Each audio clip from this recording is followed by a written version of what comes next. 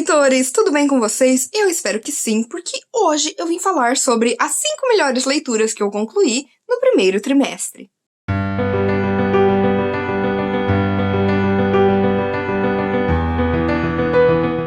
Bom, gente, nesse primeiro trimestre eu li bastante coisa, e aí eu geralmente costumava fazer este vídeo de melhores do trimestre, falando aí dos meus top 10. Mas eu quis complicar as coisas pra mim, porque quando a gente fala de um top 10, é bastante coisa. E aí acaba entrando ali realmente muitos livros bons. E eu quis tentar diminuir isso um pouco, pra tornar as coisas um pouco mais difíceis pra mim, e realmente foi, gente. Porque, olha, não foi fácil fazer essa lista e deixar alguns livros de fora, mas eu vim aqui realmente para contar as 5 melhores leituras que eu fiz em janeiro, fevereiro e março de 2022, então vamos lá!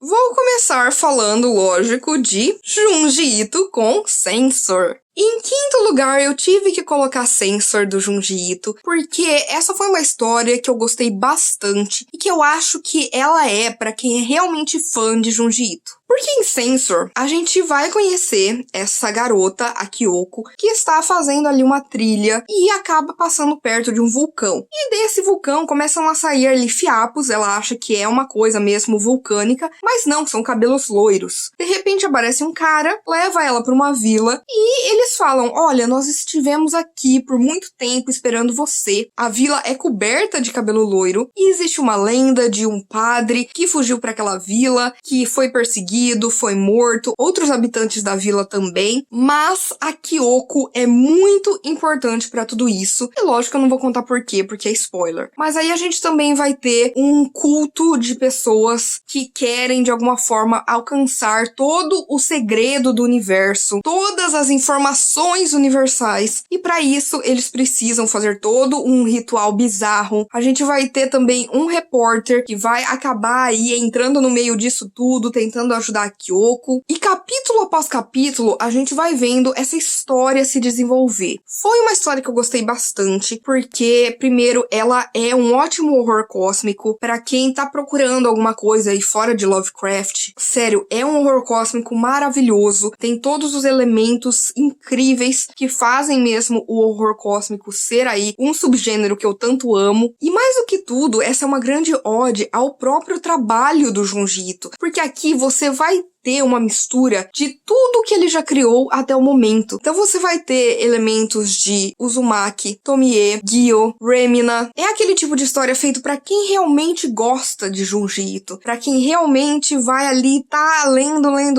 e aí você pega uma referência aqui, outra referência ali, e assim, eu amei essa história, principalmente porque bem no final, o Junji faz uma coisa que ele não costuma fazer tanto, que é, no meio de tanto horror, colocar um pontinho de esperança. Então eu amei esse mangá e super recomendo pra vocês, Censor.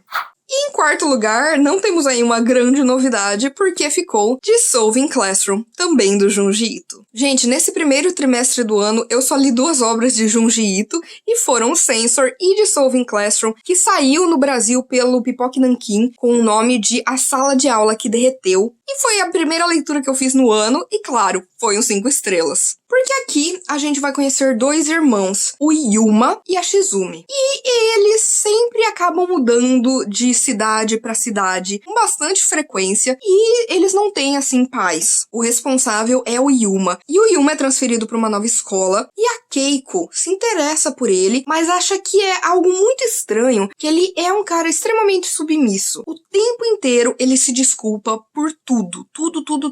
E como se isso não fosse o suficiente, ela vai se deparar com a irmãzinha dele, que é a Shizumi, e a Shizumi vai contar pra Keiko que o Yuma tem um pacto com o demônio e que, através das desculpas que ele pede, ele consegue derreter o cérebro das pessoas, e a própria Shizumi ama aí esta iguaria. É um mangá bem assim nojento, bem repulsivo nessa questão, mas ele também é muito intrigante, porque como ele é um mangá bem curto, cada capítulo aí vai mostrando um novo passo na jornada desses irmãos, a gente vai vendo como tudo ali tá bem conectado, como alguns personagens vão acabar voltando, como outros personagens vão ser recorrentes, como tudo tá bem amarrado, e é assim uma história, gente, que realmente fica com você. Eu sempre falo, lógico, que as obras que eu mais gosto, né, do Junji Ito são aí Uzumaki e Tomie, mas quando me perguntam por onde começar a ler Junji Ito, eu geralmente falo de Fragmentos do Horror, que, por exemplo, é uma coletânea curtinha com várias histórias do Junji, mas se eu não fosse falar isso, eu com certeza falaria de Dissolving Classroom. Eu acho que é uma ótima forma de começar a ler Junji Ito, porque você tem uma história curta, concisa, interessante, puro terror, mas que é assim, gente, como tudo, né, o que o Junji Ito faz, algo único e singular,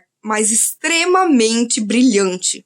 Gente, em terceiro lugar ficou Caçando Carneiros, do Haruki Murakami. Caçando Carneiros foi o segundo livro do projeto Murakamando, inclusive vou deixar tanto na descrição quanto nos cards a resenha que eu falo com mais detalhes a respeito deste livro, mas eu acho que o mais gostei nessa história é que a gente vai ver de fato como que o Haruki Murakami começou aí algo que se tornou típico das suas histórias, que é o seu realismo mágico. O próprio Murakami fala que ele considera essa a sua primeira obra. Ele escreveu outras duas novelas antes, mas ele vê como mais uma prática. E em Caçando Carneiros a gente vai ter um rapaz que é obrigado a ir aí atrás de um carneiro pelo Japão, que ele não sabe onde está, ele nem sabe se esse carneiro existe, e ainda assim ele vai empreender uma busca por este carneiro, que é muito importante porque existe aí toda uma lenda de que ele entra nas pessoas e que de alguma forma ele está querendo dominar o mundo. E aí ele vai ter muito da história do Japão,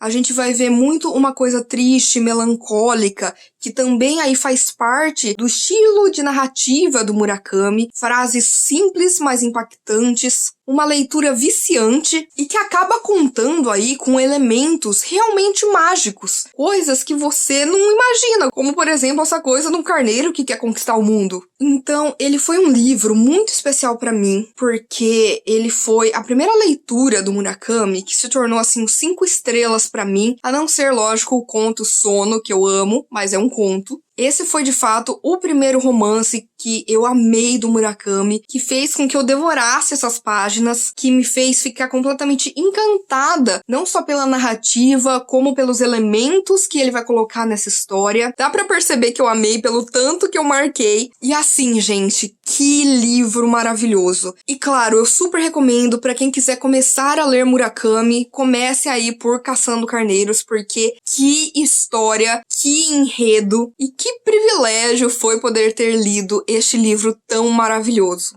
Gente, aí as coisas ficaram um pouquinho complicadas, porque este livro que ficou em segundo lugar, ele poderia ter ficado em primeiro, porque ele foi um livro que cresceu em mim conforme o tempo foi passando, mas acabou ficando mesmo em segundo lugar, e eu amei demais Piranesi, da Susanna Clarke. Gente, Piranesi é, assim, um livro muito doido, mas que tem uma narrativa tão gostosa, tão bonita. Esse foi meu primeiro contato com a Susanna Clarke e eu percebi que ela tem uma escrita muito poética, que foi algo que me conquistou demais. Também gostei bastante, né? Não é à toa, dá pra ver o tanto que eu marquei. E lógico, né? Ficou aí em segundo lugar de melhores leituras que eu fiz no trimestre. Porque aqui a gente vai conhecer este personagem chamado de Piranesi, que é o nosso protagonista. E o Piranesi, ele vive em uma casa infinita. Ela tem aí infinitos vestíbulos, infinitos salões, infinitas estátuas, e ele ama aquele lugar. Ele conhece com a palma da mão dele, ele reverencia a casa. E tirando ele, apenas outra pessoa vive ali, que é um personagem que o Piranesi vai chamar de o Outro. E o Outro tem certeza que naquela casa existe um grande conhecimento,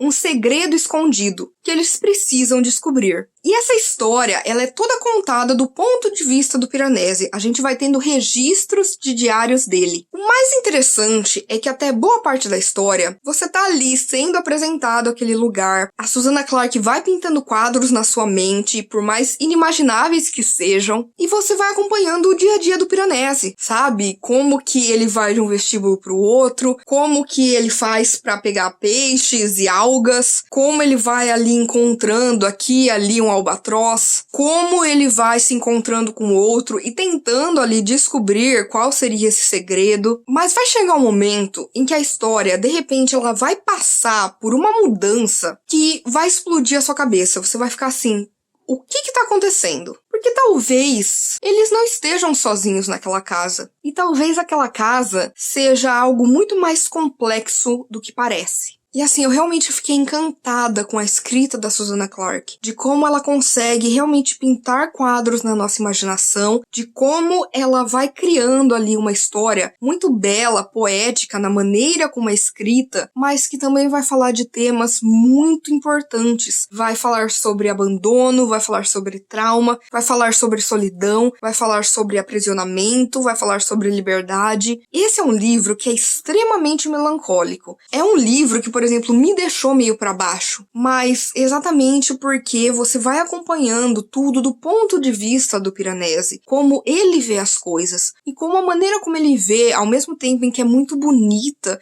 em que é muito simples, também é muito triste. E quando você chega no final dessa história, você percebe o impacto dela. O que essa casa representa. O porquê que o Piranesi ama tanto esse lugar. Foi assim, um livro 5 estrelas, favoritado. Inclusive, na época, eu fiz um vlog de leitura só dele. Vou deixar tanto na descrição quanto nos cards pra você conferir, porque vale muito a pena, gente. Piranesi é simplesmente incrível. E, em primeiríssimo lugar, a melhor leitura que eu fiz no primeiro trimestre de 2022 foi A Biblioteca da Meia-Noite, do Matt Haig. Gente, que livro maravilhoso. Outro dia, uma amiga minha tava falando que ela tem uma ideia de que livros encontram a gente no momento certo. E este, com certeza, foi um livro que me encontrou no momento em que eu mais precisava. Eu li essa história, gente, durante a maratona literária de verão. Também fiz um vlog, vou deixar tanto na descrição quanto nos cards pra você conferir aí o que eu achei com mais detalhes dessa história.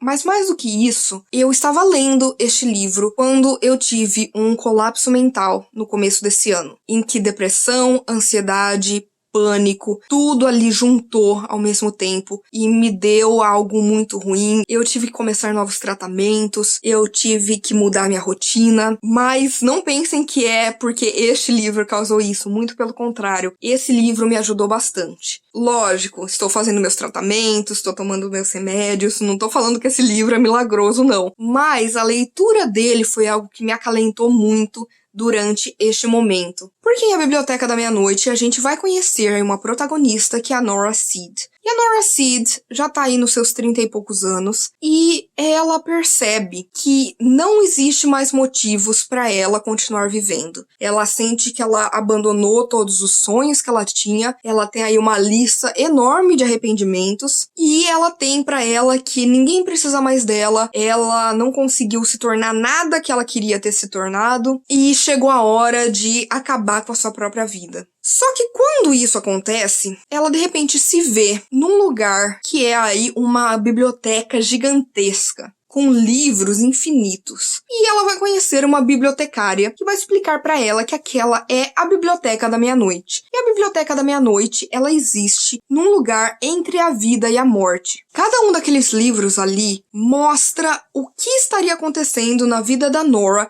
se ela tivesse tomado uma escolha diferente. Então, sei lá, ela tivesse se tornado uma atleta olímpica, se ela tivesse se casado com o cara que ela era noiva e acabou deixando, se ela tivesse continuado com a banda que ela tinha, se ela tivesse virado uma glaciologista, e por aí vai. São infinitas possibilidades. E então, cada vez que a Nora abrir um livro, ela vai ver como estaria a vida dela naquele momento se ela tivesse aí tomado um caminho diferente. Então ele é um livro, primeiro, muito rápido, muito dinâmico, tem capítulos curtos, então assim, é uma leitura que você vai devorar. E acaba sendo uma história sobre ansiedade, sobre depressão, sobre pânico, sobre arrependimentos, sobre escolhas, sobre esperança, sobre medo, sobre muitos e se que a gente vai tendo na vida e que a Nora vai acabar experimentando aqui. Este livro acabou entrando aí em várias listas de melhores do ano de vários booktubers. E não é à toa. Eu acho que é exatamente porque todos nós somos Nora Seed.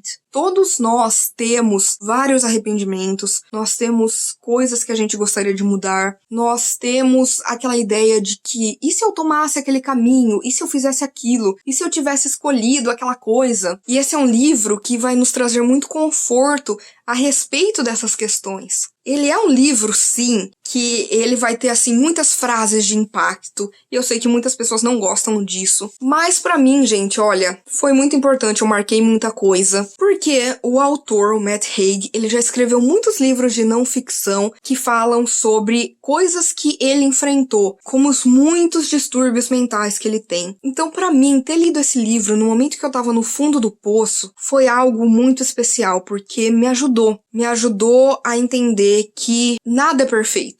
Nenhuma vida que a gente poderia ter vai ser perfeita. Nenhuma escolha que a gente pudesse fazer seria a escolha correta. A vida é só a vida, que vai ter os seus arrependimentos, vai ter as suas dores, os seus traumas, e faz parte. Então, gente, com certeza esta foi a melhor leitura que eu fiz no primeiro trimestre. Eu amei A Biblioteca da Meia-Noite. É um livro que eu recomendo para todo mundo, porque eu acho que ele é um livro muito fácil, muito simples, mas com mensagens muito poderosas. E com certeza eu me apaixonei completamente pela Biblioteca da Meia-Noite. E é isso, gente! Eu espero que vocês tenham gostado desta lista aqui das melhores leituras que eu fiz no primeiro trimestre. Por favor, se você quiser continuar conversando comigo sobre literatura ou qualquer outra coisa, não deixe de me contatar nas minhas outras redes sociais. Curta esse vídeo, porque isso ajuda muito meu trabalho, faz com que esse vídeo chegue a mais pessoas. Compartilhe com seus amigos, comente aqui embaixo qual foi a melhor leitura que você fez no começo deste ano. Por favor, se inscreva no canal Livre em Livros e já ative as notificações, porque você já sabe que toda semana tem conteúdo novo por aqui. Então a gente se vê no vídeo que vem.